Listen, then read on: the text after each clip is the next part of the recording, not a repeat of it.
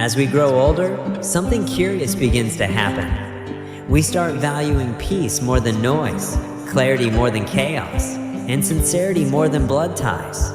But here's the truth that few dare to voice aloud. Sometimes the most dangerous people in your later years are those you've known the longest, even family. Today, I want to begin with the first type of person you absolutely must avoid as you age the guilt tripper. Listen closely, with an open heart, because many of us will recognize these people nearby, wrapped in the guise of love. They speak words that sound caring and wear the mask of family. But the truth is, when guilt is used as a tool for manipulation, it is pure poison. Guilt trippers don't need to yell or raise their voice. They whisper, sigh, and wield silence like a sharp weapon. Say no to them once, and suddenly you're labeled ungrateful, selfish, or worse, uncaring. All because you finally dared to set a boundary. Because you said, I can't do this anymore, or I need some time for myself. If you're not careful, you'll spend your golden years apologizing just for existing. These people make you feel like you owe them something because you're aging, like you've become a burden simply by being alive. Their poison is subtle but deadly, slipping through comments like, well, I guess I'll just manage on my own since you're too busy. Or, I took care of you once, now look at how you treat me. Hold on to this. Your life is not a debt owed to anyone, not your children, not your siblings, not even your oldest friends. You don't owe anyone your peace. You don't owe them your health, and certainly not the last bits of energy you have left so they can feel powerful, in control, or morally superior.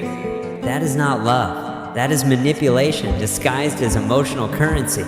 The older you get, the more you realize time is your most precious resource. And guilt trippers are master thieves of time. They pull you into draining conversations, exhausting obligations, and relationships that make you question your own worth. You might hear phrases like, if you really loved me, you would do this. But listen, love is not proven through exhaustion. Love is not measured by how much of yourself you give up. You don't prove love by shrinking yourself. You prove love by living your truth. What's even more dangerous is that guilt trippers train you to question your own reality. You start wondering, am I really being selfish? Am I not doing enough? That's how they win, by keeping you tethered to their emotional leash. But freedom begins when you recognize emotional manipulation as control. And in old age, you don't have time to be controlled. You need space to heal, breathe, reflect, and truly live. You have spent decades being there for others, raising children, supporting family, showing up at work, giving your all. Now, it's time to reclaim what energy you have left, not to be cold or bitter, but to be free. I know this might sound harsh, especially in cultures where family means everything. I'm not saying cut people off just because they're difficult. I'm saying protect yourself from those who use guilt as a leash. That's different. That's not love. That's control disguised in familiarity. Sometimes, the most loving thing you can do is disappoint expectations that were never healthy to begin with. Here's a truth many fear to admit. Just because someone is family doesn't mean they're good for your spirit. Let me say it again. Just because someone is family doesn't mean they're good for your spirit. At this stage of life, you're not responsible for fixing everyone. You're not here to hold the family together at the cost of your mental and emotional health. You're not the referee, therapist, or emotional punching bag. You're here to live fully, truly, and freely. You don't need to explain your boundaries to those who never intended to respect them. You don't need to justify your peace. You only need to claim it. You have earned it through storms, heartbreaks, years of silence when you should have spoken, and nights given when you had nothing left. You have earned this peace in your life. Don't trade it for guilt. If someone truly loves you, they will want your peace more than your compliance. Real love doesn't demand, it respects. It honors. It creates space. It doesn't guilt you into silence or submission. So as you move forward in life, be mindful of the guilt trippers. They may come with warm smiles and gentle words, but if your soul feels heavier after they leave, listen to that. Your spirit knows where it's being pulled. And if you need a reminder that it's okay to say no, here it is. Saying no to them is saying yes to yourself. That's a trade worth making every time.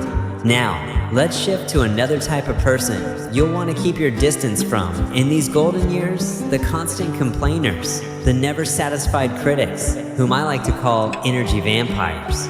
But that, my friend, is the story for the next page. Continuing from our previous discussion about those who manipulate us with guilt, now let's talk about another type of person you need to keep your distance from. The energy vampires, those who constantly complain and are never satisfied. Have you ever experienced this? You could be enjoying a peaceful day, the sun shining warmly, and suddenly they show up with a dark cloud hanging over their head, pulling you down with them. In your later years, energy becomes more precious than ever because you no longer have the abundant reserves you once did.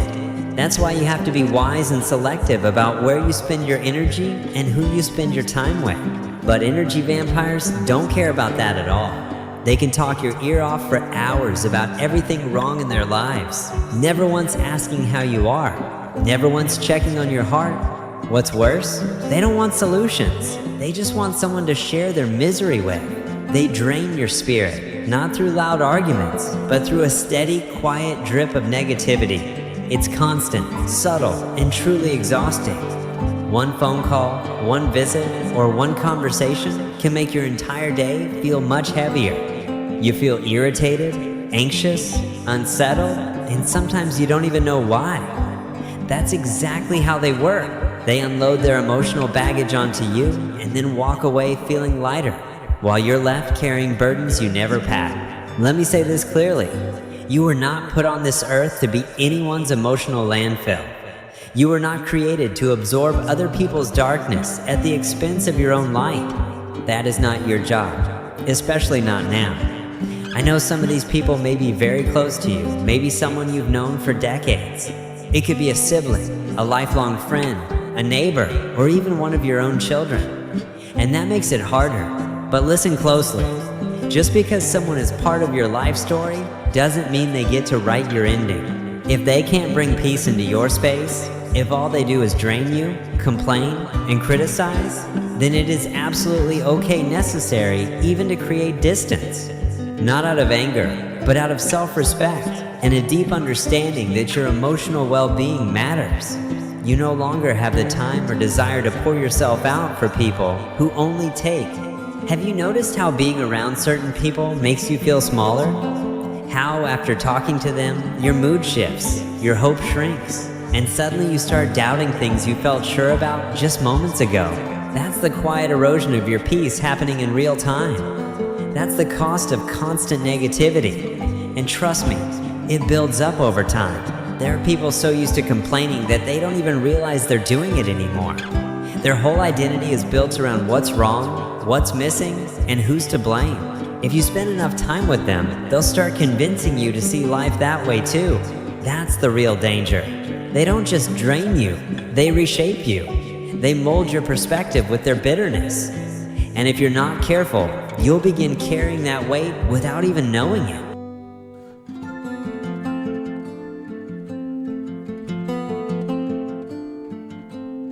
You deserve to be around people who lift you up, who challenge you in love, who speak life instead of loss, who remind you that even though the world is messy, there's still so much beauty in it. If you don't have that in your circle, then maybe it's time to tighten the circle. Let me tell you something many won't admit. Peace is louder than noise. Peace doesn't need to shout or prove itself. But when it's gone, you feel it deeply in your body, spirit, and mind. Protecting your peace means protecting your energy. And from here, we'll move on to another equally important topic, how to build healthy boundaries in relationships.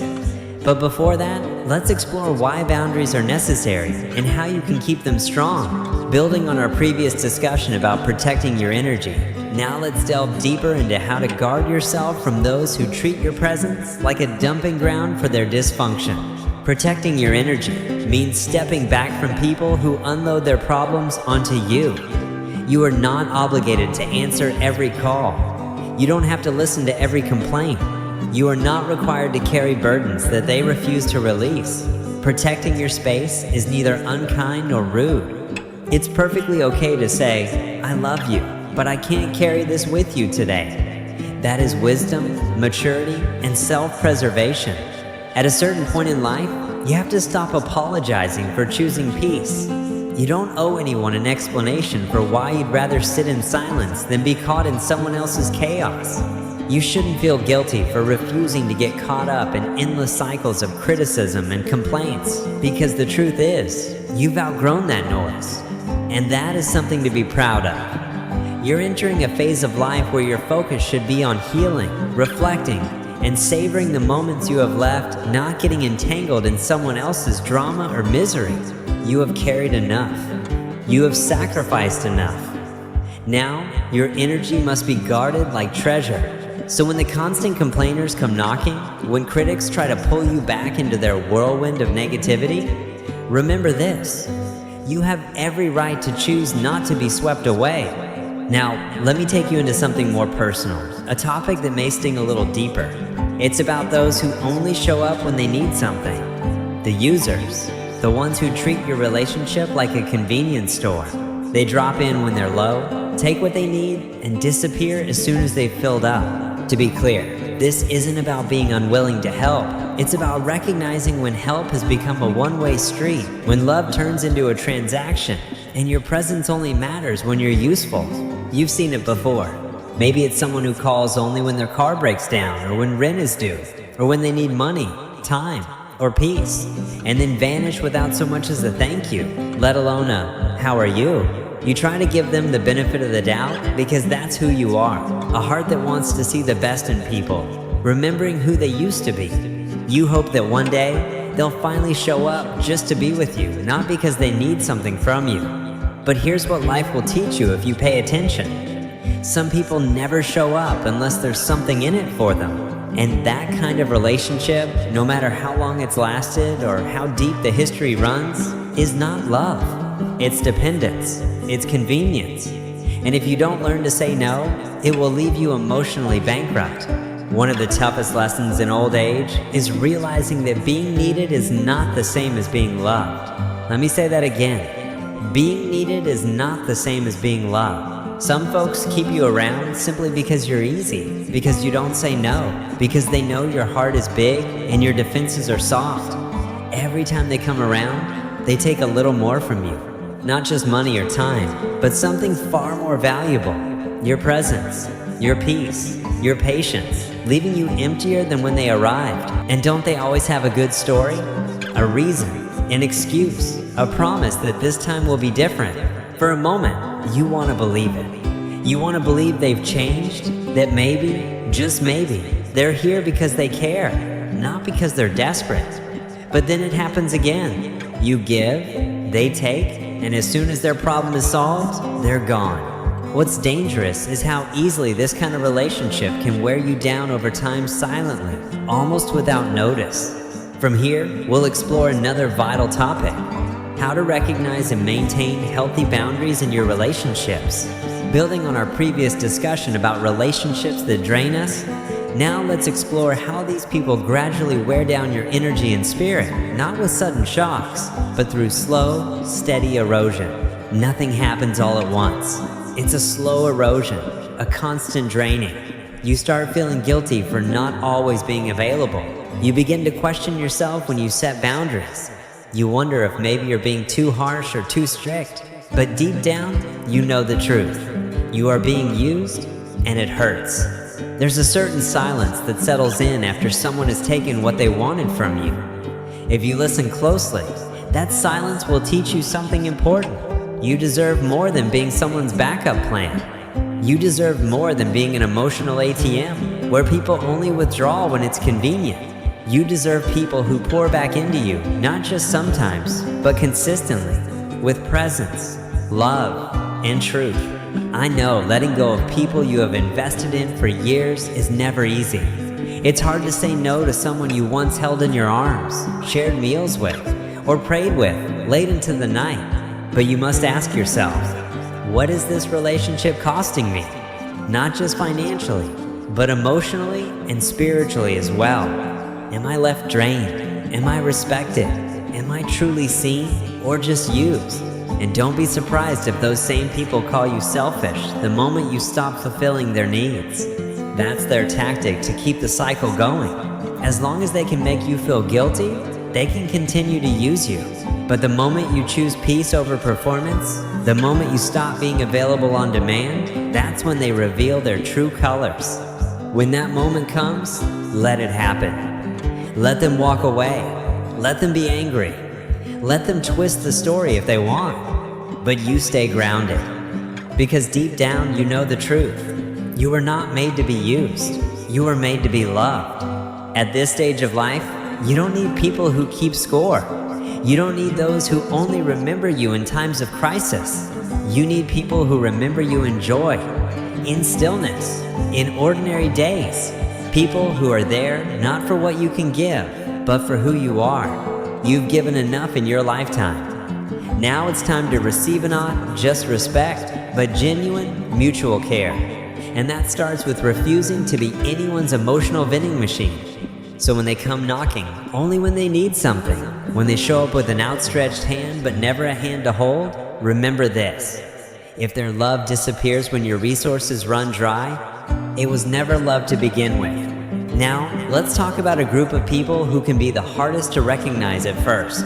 But once you do, everything starts to make sense, the controllers. These are the ones who, no matter how old you get, still treat you like you don't know what's best for yourself. They don't yell. They don't always demand. Sometimes they even sound like they're helping. But beneath all that concern, what they really want is control. And I want you to hear this loud and clear. You do not need to be managed. You need to be respected. This is one of the most subtle forms of emotional suffocation, when someone constantly questions your decisions, undermines your judgment, or tries to run your life under the guise of, I'm just trying to help. But what they're really doing is robbing you of your dignity, your voice, your freedom. And at this stage of life, you've earned all three. Controllers come in many forms. Some are obvious, loud, forceful, always trying to dictate how you should think, feel, or act. But others are quieter. They try to make every choice for you, not because they believe you're weak, but because they fear your independence, because your independence threatens their sense of control. So they'll give you advice you never asked for, opinions you didn't need, and pressure you in ways that make you second guess what you already knew deep down. You know the type. You say you want to travel somewhere, and they say it's not safe at your age. You say you're thinking of downsizing your home, and they say you're not thinking clearly. You want to give something away, and suddenly they're in your ear saying, don't do that. What if you need it? It's constant, low-level doubt disguised as care. But it's not care, it's control. And that control can make you feel like a child in your own life. Let me tell you this, age does not erase your ability to make choices. If anything, it refines it. From here, we'll explore how you can maintain your autonomy and respect in your life. Building on our previous discussion about setting and maintaining boundaries, let's now reflect on the journey of your life, a journey filled with experiences and lessons that have shaped who you are today. You have lived through wars, economic recessions, losses, births, heartbreaks, healing, and all the ordinary miracles in between. You have earned the right to say, I know what I want, and I trust myself to choose it. Anyone who tries to silence that voice is not helping you. They are trying to control you. And you are not someone who needs to be controlled. What makes this even more painful is that sometimes the controllers are the ones who love you the most. A child who believes they are protecting you. A spouse who has grown fearful of change. A friend who thinks they know you better than you know yourself. Because their voice is familiar, you start to listen, and then you begin to doubt yourself. Little by little, your life becomes smaller. Not because you wanted less, but because someone else decided you couldn't handle more. But here's what I believe with every fiber of my being. It is not your job to live a life that makes others comfortable. It is your job to live a life that feels right in your own spirit. And if that means disappointing those who think they know better, then so be it. Your truth is not up for debate. Your freedom is not something you have to earn again and again. You have already paid for it with years of sacrifice, experience, and wisdom. Don't let anyone confuse your need for support with a need for supervision. Yes, we all need help. Sometimes that's human. But needing help doesn't mean handing over the keys to your entire life. It means inviting someone in as a partner, not a warden. Controllers often act offended when you push back. They say things like, "I'm just trying to look out for you." But there's a big difference between looking out for someone and trying to control them. One is love, the other is fear. And you've lived too much life to let someone else's fear dictate your steps.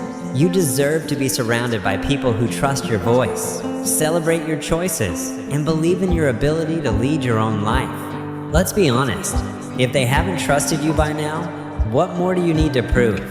You don't need anyone to co-sign your life anymore. You just need people who will walk alongside you, not over you. And I know for some of you, this means having hard conversations. It means saying, "I love you, but I'm gonna make this decision on my own." It means letting go of the need to be understood and choosing instead to be respected. That takes courage, but it's the kind of courage that sets you free. So if someone in your life tries to put you in a box, tries to parent you when you need a partner, or makes you feel like your choices are foolish or your dreams unreachable, stand tall, because this life is still yours to live. There's one more kind of person you need to watch for in this season of life. The ones who refuse to grow. The ones stuck in the past, living in cycles of bitterness, blame, and immaturity, no matter how old they get. You know the type. They wear their age on their face, but not in their spirit. They've learned how to survive, but not how to evolve. And when you're around them, it feels like you're being pulled backward. Their world is small, their thinking fixed, and their hearts closed. If you're not careful, they'll trap you in that same place.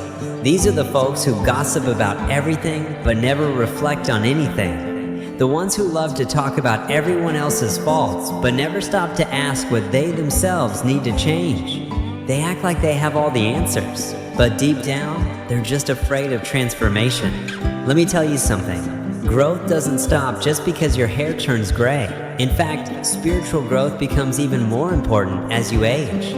Because in this chapter of life, you're not just looking back. You're preparing for something deeper: peace, clarity, legacy. But you can't walk into that kind of freedom if you're still surrounded by people who refuse to evolve. People who still fight over petty things. People who are still angry about events from 20 years ago. People who hold on to offenses like they're medals of honor, when really, they're just anchors. If you let them, they'll keep pulling you into conversations that no longer serve your spirit. Arguments without purpose, mindsets that lead nowhere. And the truth is, it's not your job to carry those burdens if they've chosen to stand still. I know this might sound harsh, but listen, your soul wasn't meant to be trapped in someone else's emotional immaturity. Just because you share history with someone doesn't mean you owe them your future. There are people who will look at you and say, "You've changed." And you know what? That's the best compliment you could receive. Because if you're not changing, you're not growing. And if you're not growing, you're slowly dying emotionally, mentally, and spiritually. But people who are stuck don't want to see you evolve. Your growth threatens their comfort. Your peace exposes their unrest. Your healing reminds them of the work they've avoided for years. Sometimes the hardest people to walk away from are the ones you've known the longest, not because they're healthy for you, but because they've become familiar. And from here, we'll explore how to live a freer, fuller life by letting go of unnecessary burdens, continuing from our reflection on growth and letting go of those who refuse to evolve. Let's now consider another important truth about familiarity and faith in this season of life. Familiarity can feel comfortable, but it's not a reason to stay stuck. You can love someone from a distance. You can honor your shared history without carrying the weight of it every day. I've seen it time and again. Elders who are wise with age, but stagnant in spirit, full of stories, but empty of insight. They can recount what happened, but not what it meant. They list their regrets, but can't express what they learned. That's not wisdom, it's just memory. And memory without meaning traps you in a loop. I know you didn't come this far just to spin in circles. You came to find peace, to find rest, to pass on more than tales, to pass on truth. But you cannot do that while dragging the burden of those who refuse to reflect, refuse to heal, refuse to let go. Their chaos becomes your burden. Their pain becomes your prison. Slowly, you find yourself watering dead plants, waiting for a change that will never come. Let me say something difficult but necessary. Some people are not interested in becoming better. They only care about being right. You will waste the best years of your life trying to convince them of something their heart is not ready to receive. That is not your responsibility. Your job is not to carry grown adults through emotional growth they aren't willing to pursue. Your job is to walk in peace, to keep growing, and to surround yourself with those doing the same. Find people who are curious, not just opinionated. People who are open, not just loud. People seeking healing, not rehearsing pain. When you do, you'll notice a shift. You'll start to feel lighter, clearer, alive, because growth creates space. Being around those who refuse to grow suffocates your spirit. You deserve relationships that feel like fresh air, not heavy fog. People who challenge you in love, not chain you in fear. If that means shrinking your circle, so be it. A small circle full of truth and growth is far better than a large one filled with noise and numbness. So when you find yourself among people who haven't moved an inch in spirit or heart, who cling to bitterness, blame the world, and recycle the same old grievances from decades ago, remember this. There's one more type of person you must learn to distance yourself from, especially in this sacred season of your life. Those who mock faith, the ones who belittle the very thing that has carried you through storms, the ones who roll their eyes when you speak of God, who dismiss your convictions as nothing more than fairy tales. And I'm not talking about those who simply believe differently. No, I mean those who actively disrespect your beliefs. Those who take pleasure in tearing down the foundation your soul stands on. Faith is not weakness. It is strength. It is the reason you are still standing. It is the reason you survived pain that should have broken you. Faith held you when others didn't.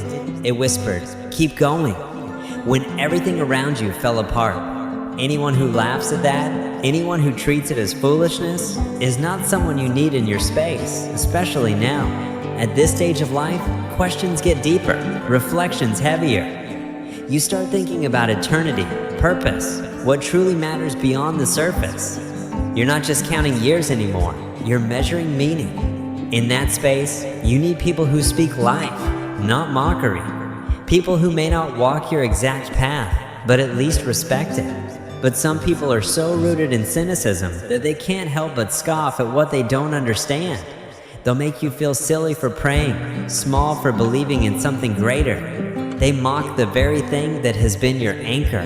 If you let them close, their doubt will seep into your spirit, not because they're right, but because their voice is loud and constant. Don't let it happen. Don't let their sarcasm shrink your faith. Don't let their jokes plant seeds of shame in your soul. Here's the truth. Faith is not fragile. It is fire. It's what kept you alive. It's what held your family together. It's what healed your heart time and again. Faith doesn't make you naive. It makes you grounded. It makes you wise. Anyone who can't see that simply isn't looking with the right eyes. Some of these people might even be close to you, a friend you've known for decades, a family member who's grown cold over the years. Maybe even one of your own children who now thinks they're too smart to believe in what they call old stories. And you love them. You always will. But just because you love someone doesn't mean you have to let them disrespect what matters most to you. This isn't about arguing or trying to convert anyone. It's about protecting the soil of your soul. Because whatever peace you have in your spirit right now, you fought for it. You bled for it. And from here, we'll explore how to nurture and protect that peace as you continue your journey. As we conclude this long journey filled with challenges and growth, remember that you have cried, fought, and held steadfast to your faith, and you owe no one an explanation for what you believe, who you pray to, or what brings you hope in the darkest moments. You know what is real. You have walked through your trials. You have felt the hand of God carry you when nothing else could. You have heard His voice in the quiet and seen His grace in moments when you least deserved it.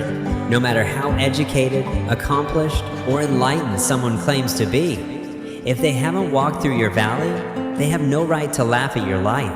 Sometimes, you must love people from a distance for the sake of your soul. You can still pray for them, still wish them well, but you don't have to let them poison your peace or shake your foundation with their doubt. That is not love. That is spiritual warfare disguised as casual conversation. And let me tell you this, the danger isn't just in what they say out loud, but in the energy they bring, the smirks, the rolling eyes, the passive-aggressive comments that chip away at your peace little by little. You deserve better than that. You deserve people who honor your journey, even if they don't share it. People who sit with you in your truth, not poke holes in it for sport. Because at the end of the day, we all leave this place, each and every one of us. And when that time comes, what will matter isn't how many opinions we debated, but how much peace we carried, how well we loved, and how deeply we believed. I want you to have peace when you lay your head down at night, not because life is perfect, but because your soul is anchored, because you didn't let mockery steal your reverence, because you held on to your faith even when others laughed at it. So when those who mock your beliefs come near, whether through sarcasm or silence, remember this: you don't need agreement from others to stay close to God. You only need the courage to guard your faith like the precious treasure it is. Hold on to that faith and live a life full of meaning and peace.